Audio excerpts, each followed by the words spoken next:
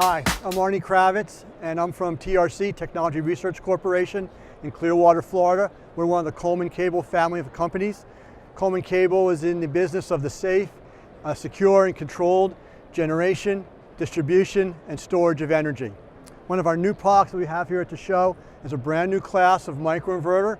It's called a micro parallel inverter. It's not a microinverter, and it's not a string inverter. What this device does do, it gives you all the convenience of a string inverter, but doesn't require you to use any of the combiner boxes or the high voltage DC cabling. But it does give you the convenience of where you want to place the actual inverter. You can place it onto the frame, you can place it onto the back of a module, or you can place it onto the back of one of the solar panels. The panel was designed for ergonomic installation. Everything we did was was designed around the man on the roof. The panel itself, or the inverter itself, is very smart. If any of the units fails, it will actually send an alert to our corporation. Our customer support group would then notify the installer through customer support, and either to inform them of what's failed or to be on the process of sending them a product for warranty replacement. The individual device is one of the only devices like it where the actual channels themselves can be repaired and replaced on site. It actually mounts on the solar panel in this configuration, and each channel can be easily removed on the roof without tooling for repair. They come in, they go back in, and can be replaced without the needs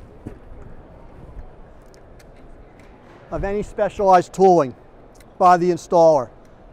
Installation is 1/4 of the time of a standard microinverter. It also has 4 times the communication bandwidth of a microinverter through its power line communication system to get to an ECS, which is the smarts of the system. In a microinverter system, if a solar panel fails, the microinverter drops out and disappears from the world.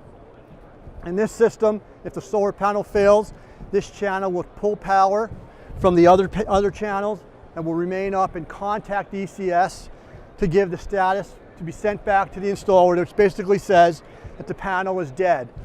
If the channel is dead, the communication section of the channel will draw power from the other channels and again be able to communicate back. If the entire module is dead, the other modules will report back that the channel is dead.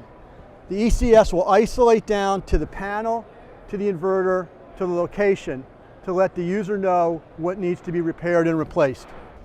The product also has a survival mode. Should the product begin to overheat, the product will realize it's overheating and throttle back the power generation to survive through any extended high temperature durations that would destroy or injure the product. Also, for German configurations, we'll have the future ability to allow the power company to throttle back the system during high energy production needs where too much energy is being produced into the grid. All of the smart grid data is available. And on terms of installation can be done with any cabling or our own cabling. This is a 30 amp cable for a 120 volt panel. Installation is very simple. Amphenol connector to Amphenol connector, insert, twist, and you're done.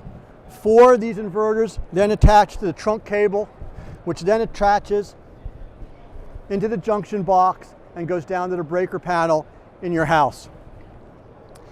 Lastly, if you desire 3-phase, it's populated with 3 inverters with this channel missing. They all share a common ground in a Y configuration, phase 1, phase 2, phase 3. The device is 1200 watts, outputs in 120 volts, 208 volts, or 240 volts AC. If you'd like to see some more information on this inverter, it's available online, www.trci.net, or you can call Arnold Kravitz at 727-686-2702.